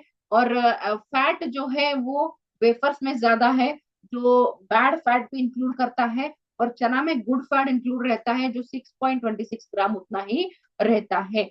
ठीक है, तो ये कंपैरिजनली 100 ग्राम पोटैटो वेलफेयर से 100 ग्राम ऑफ रोस्टेड चना बिल्कुल हेल्दी होता है और फायदेमंद होता है हमारे बॉडी के लिए। ठीक है, तो यहाँ पे हम लोग वही देखेंगे। Based on the nutrition information on the food packet given about, which food would you choose, why? तो चना हम लोग चूज करेंगे, क्यों, मैंने वो आपको एक्सप्लेन कर दिया है। Some foods have high calories due to high sugar and fat content, more they contain very low amounts of protein, mineral, vitamin, and dietary fiber. These food are called junk foods. These foods include potato wafers, candy bars, and carbonate drinks. ठीक है, तो कुछ जो bad fat को include करता है, जो body के लिए अच्छा नहीं होता है, तो वो सारे फूड जो है क्या बोलते हैं हम लोग, जंक फूड बोलते हैं, जिसको हम लोग बहुत ज्यादा खाते खाते हैं, और उनके खाने की वजह से हमको ज्यादा प्रॉब्लम होता है, जिसमें बहुत ही कम अमाउंट का प्रोटीन, मिनरल रहता है, विटामिन रहता है, डाइटरी फाइबर रहता है, बहुत ही कम अमाउंट में रहता है, जिसको हम लोग जंक फूड बोलते हैं। ठीक है। जो जंक फूड किस किस में रहता है बोल रहे हैं, पोटैटो वेलफेयर है, जंक फूड है, और कैंडी बार्स है, कार्बोनेट ड्रिंक्स है, जो कोल्ड ड्रिंक्स हम लोग पीते हैं, वो सब क्या है भाई, जंक फूड है। Consuming these foods frequently in is not good as these are not healthy for our body. Okay, तो ये सारे फूड खाना हमारे बॉडी के लिए अच्छा नहीं है, और हमारा बॉडी हेल्दी नहीं रह सकता अगर ये सब खाएंगे तो। क्या सब, जंक फूड, जैसे पोटैटो वेलफेयर है, कोल्ड ड्रिंक्स है, ठीक है, कैंडी खा रहे हैं हम लोग, तो ये सब बॉडी के लिए अच्छा नहीं होता है, इसको ज्यादा अमाउंट में हम लोग नहीं खा सकते, बिल्कुल खाए ही ना तो बहुत ही अच्छा है। ठीक है। They make the person obese, तो ये सब क्या करते हैं भाई, पर्सन को ओबेस करने में और भी ज्यादा एक एफर्ट डालते हैं, जो हमारे हेल्थ के लिए बिल्कुल अच्छा नहीं है। सच अ पर्सन में suffer from several health problem, obesity से क्या होता है भाई, हमको बहुत सारे हेल्थ प्रॉब्लम्स हो जाते हैं। ठीक है। तो डॉक्टर पोशिता ने जो कहा, उनका statement, health is ultimate wealth, तो ये स्टेटमेंट हमको क्या है भाई, याद रखना है। We should take care of our body to stay healthy, तो हमको हेल्दी रहने के लिए हमको क्या करना है भाई, हमारे बॉडी को टेक केयर करना पड़ेगा, अच्छा अच्छा खाना पड़ेगा, जंक फूड को नहीं खाना है, तो क्या रहेगा भाई, हम लोग हेल्दी रह सकते हैं। Good health is essential for leading a happy life, तो हमारे गुड हेल्थ क्या होता है भाई, हमारे हैप्पी लाइफ को लीड करने में हेल्प करता है। Which of the two foods you studied in activity 3.9 could be labeled as a junk food, तो आप लोग उसको मेंशन करो। Okay, packed food items must have information about the nutrients on their cover. The information should list the amount of each nutrient. Sometimes more nutrients are added to the food during processing to improve its nutritional quality. Iodized salt and some baby foods are examples of uh, fortified foods. Okay, so the Food Safety and Standards Authority of India, FSSAI, is a government agency that regulates food quality in India. So FSSAI जो रहता है, ये food quality को maintain करने के लिए India में government authority है, जो फूड क्वालिटी को मेंटेन करता है, और जो पैक्ड फूड रहते हैं उनके ऊपर मेंशन किया रहता है कि उनके अंदर क्या क्या न्यूट्रिएंट्स है, उन उस फूड कंपोनेंट में वो सब मेंशन किया रहता है। और किसी किसी फूड को प्रोसेस करके पैकिंग करते समय थोड़ा और प्रोसेस किया जाता है, उनके अंदर जो जो कमियां हैं वो पूर्ति करने के लिए, उनके अंदर और भी ज्यादा न्यूट्रिशनल क्वालिटी को इम्प्रूव करने के लिए उनके अंदर न्यूट्रिएंट को ऐड किया जाता है, जैसे कि हमारा आयोडाइज सॉल्ट रहता है, और सम बेबी फूड्स भी रहते हैं, इनको क्या करते हैं भाई, और भी प्रोसेस के दौरान उनको न्यूट्रिएंट्स ऐड करके पैकिंग किया जाता है। ठीक है। Millets nutrients rich cereals. Okay, you must have heard jawar, bajra, ragi, and sanwa. These are native crops of India. These can be easily cultivated in different climatic conditions. These highly nutritious grain are also called millets. Have you ever had food items made from these millets? ठीक है। तो यहाँ पे क्या बोला गया है, जो फूड कंपोनेंट्स है, मिलेट्स है, जो हमारे लोकली इंडिया में ग्रो करते हैं, जैसे ज्वार है, बाजरा है, रागी है। ठीक है। तो ये सब जो है क्रॉप्स यहाँ पे नेटिव है इंडिया के, यहाँ पे ग्रो किए जाते हैं, और डिफरेंट क्लाइमेटिक कंडीशंस में ये ग्रो होते हैं, तो अलग अलग रीजन्स में होते हैं। ठीक है। और ये जो है मिलेट्स के द्वारा प्रिपेयर किए गए फूड को कभी आपने खाया है क्या, पूछ रहे हैं। हाँ, हमने खाया है। ठीक है। तो क्या क्या हमने खाया है भाई, जवार से रोटी बनती है, जो साउथ साइड में ज्यादा जवार उगाया जाता है। ठीक है। बाजरे से भी रोटी बनती है, रागी से रोटी बनती है, रागी से रागी मुद्दे बनता है साउथ के तरफ का। ठीक है। तो हम लोग खाए हैं ये सब चीजें, तो ये अच्छा रहता है खाने के लिए, हेल्दी रहता है। आप लोगों ने खाया नहीं खाया, आप लोग मेंशन कर सकते हैं। Millets are a small sized grain and have been integral part of the Indian diet of centuries. They have regained popularity due to their numerous health benefits. They are good source of vitamins, minerals like iron and calcium, and dietary fibers as well. That is the reason they are also called nutri cereals. They contribute significantly to a balanced diet required for the normal functioning of our body. तो ये जो millets रहते हैं बिल्कुल small size के रहते हैं. ज्वार हो गया, रागी हो गया, बाजरा हो गया, बिल्कुल छोटे छोटे छोटे होते हैं. जवार से भी छोटे होते हैं रागी और बाजरा. तो इनसे क्या होता है भाई, इनके अंदर बहुत सारा कैल्शियम कंटेंट है, डाइटरी फाइबर है, विटामिन है, मिनरल है, आयरन कंटेंट है, कैल्शियम है. तो इसी की वजह से ये सारे फूड अपनी जो पॉपुलैरिटी है बहुत सालों से हजारों सालों से भी ये क्या कर रहे हैं भाई, अपने पॉपुलैरिटी को बढ़ाते आ रहे हैं. और ये फूड कंपोनेंट्स जो है, मिलेट्स जो है, ये क्या है भाई, हेल्दी बॉडी को मेंटेन करने के लिए बहुत ज्यादा ही हेल्प करता है और बैलेंस्ड डाइट को मेंटेन करने में भी ये हेल्प करते हैं. Food mile from farm to our plate. Food mile जो है, तो फार्म टू अवर प्लेट कैसे रहता है हम लोग देखेंगे. How does a food reach from a farm to our plate? What are the steps involved in this process? Who are the people involved in this process? Do you know how much time and effort is required to get the wheat flour once seed grain germinate in the farm? Let us look at figure 3.10 to understand the entire process of making the chapati that we eat. तो क्या बोल रहे हैं भाई, हम लोग एक चपाती जो बनाते हैं, ये चपाती बनाने के लिए हमको गेहूं की जरूरत पड़ती है, वीट की जरूरत पड़ती है, वीट की फ्लावर की जरूरत पड़ती है. तो ये वीट फार्म से लेकर हमारे घर तक कैसे पहुंचता है और हम रोटी कैसे बनाते हैं, ये प्रोसेस में कौन कौन इंक्लूड है, क्या क्या है, वो देखना पड़ेगा. इसके बारे में स्टडी करने के लिए बताया गया है. तो क्या रहता है, खेतों में उसको बोया जाता है, बीज को, गेहूं वीट जो बोलते हैं उसको बोया जाता है, वो ग्रो करेगा, फिर वो ड्राई होगा, फिर उसको क्या करेंगे भाई, उसको कटिंग करेंगे, फिर उसको मार्केट में लाया जाएगा. उसको पूरा पहले छिलका निकाल के उसका क्या करता है भाई, उसको जमा किया जाता है, बोरियों में भरा जाता है, फिर मार्केट में आएगा. मार्केट से लेके वो फिर हम लोग खरीद के उसको क्या करेंगे भाई, फ्लावर मिल में ले जाएंगे, उसको पीसेंगे, फिर वहां से वो क्या रिटेल शॉप में आएगा, फिर उसको हम लोग घर लाके क्या करते हैं भाई, चपाती बनाते हैं.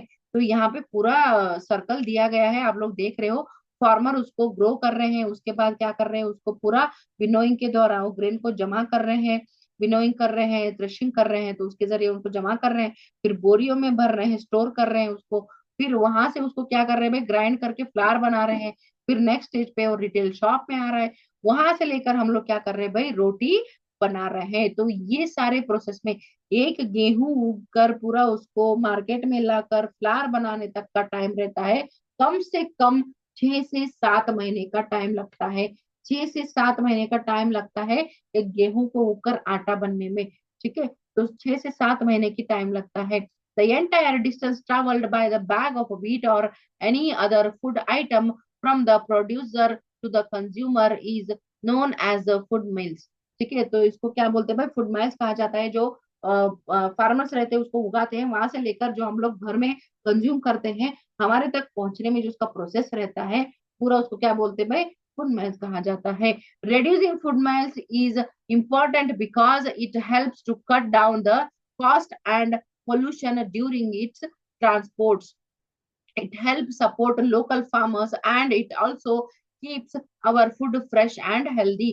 तो ये जो प्रोसेस है लंबा चौड़ा, इसको हम लोग कट करेंगे तो क्या होगा भाई, कट डाउन करेंगे तो क्या करेगा भाई, हमको हेल्प मिलेगा. अगर हम लोग मार्केट से जाके रिटेल मार्केट से जो हम लोग खरीदते हैं आटे को, उसके बदले हम लोग फार्मर से डायरेक्ट गेहूं खरीद कर हम खुद उसको पिसवाएंगे, तो वो और भी ज्यादा हेल्दी फूड हमको मिलेगा. तो ये हमको हेल्दी रखने में, फ्रेश रखने में बहुत ही हेल्प करता है. तो इसके बारे में हमको सोचना पड़ेगा. Many people waste food having it unconsumed on their plates. One must remember the time and effort put by our farmers and other community members in getting the food from the farmer to our plate. We must take only as much food as we can consume. It would reduce food wastage. Try to find the timeline for the various process involved in getting the food from farm to plate. तो क्या बोल रहे हैं, बहुत सारे लोग plate में खाना छोड़ देते, खराब कर देते, खाना बुरा नहीं खाते हैं। तो ये खाना वेस्ट करने से पहले हमको क्या सोचना चाहिए भाई, कि फार्मर को हम फार्मिंग से लेकर, मतलब जमीन से, खेती से लेकर हमारे प्लेट तक खाना पहुंचने में कितना टाइम जाता है, कितने लोगों का एफर्ट रहता है उसमें, वो सब हमको सोचने की जरूरत पड़ती है। कितना टाइम होता है उसमें, वो सब सोचने की जरूरत पड़ती है। तो खाना हम लोग वेस्ट नहीं करें तो अच्छा रहता है। और कोशिश करें कि जितना हमको चाहिए उतना ही हम लोग खाएं और उतना ही हम लोग पचाए। तो ये जो प्रोसेस रहता है फार्म से लेकर हमारे प्लेट तक जो खाना आता है, वो क्या रहता है भाई, बहुत ही प्रॉब्लमेटिक रहता है, बहुत ही टाइम रहता है उनका, बहुत उसमें क्या रहता है भाई, उनका एफर्ट लगा रहता है। ठीक है। और आपको क्या बोला गया है कि यहाँ पे तो वेरियस प्रोसेस जो रहता है, तो ये टाइमलाइन जो रहता है उसको फाइंड करने की कोशिश करो। जैसे मैं अभी मैंने गेहूं का आटे का बोला, गेहूं को बोने से लेकर रोटी चपाती बनाने तक आपके प्लेट में तो कितना 6 से 7 महीने की टाइम लगता है मैंने बोला। तो ऐसे ही अलग अलग फूड कंपोनेंट्स को फार्मिंग फार्मिंग से लेकर आपके प्लेट तक पहुंचने में कितना टाइम लगता है, वो आप लोग मेंशन कर सकते हो, उसको लिस्ट करने के लिए कहा गया है। तो आपको यहाँ पे लास्ट में बताया गया है, eat healthy, share and respect food, support local producers. तो ये आपका मेन यहाँ पे चैप्टर का इंटेंशन है, क्या है भाई, eat healthy, share and respect food, support local producers. ठीक है। तो ये आपका थर्ड चैप्टर था सीबीएसई सिलेबस का। ठीक है। तो ये मैंने चैप्टर आपको कंप्लीट कर दिया है। अभी फोर्थ चैप्टर जो है वो भी बहुत जल्द मैं अपलोड करूंगी। इसमें अगर कुछ डाउट है तो आप लोग मुझे कमेंट करके बता सकते हो। ठीक है। तो mindful eating a path to a healthy body chapter आपको समझ में आया है। अगर कुछ भी डाउट्स है तो मुझे कमेंट के जरिए बता सकते हैं। ठीक है। तो नेक्स्ट चैप्टर को मैं बहुत जल्द मैं अपलोड करूंगी। फिर कुछ भी अपडेट रहेगा तो मैं बताऊंगी। जिसने भी चैनल को सब्सक्राइब नहीं किया, सब्सक्राइब करो, वीडियो को लाइक करो, शेयर करो। ठीक है। नेक्स्ट वीडियो में फिर से मिलते हैं, तब तक के लिए have a nice day, bye bye.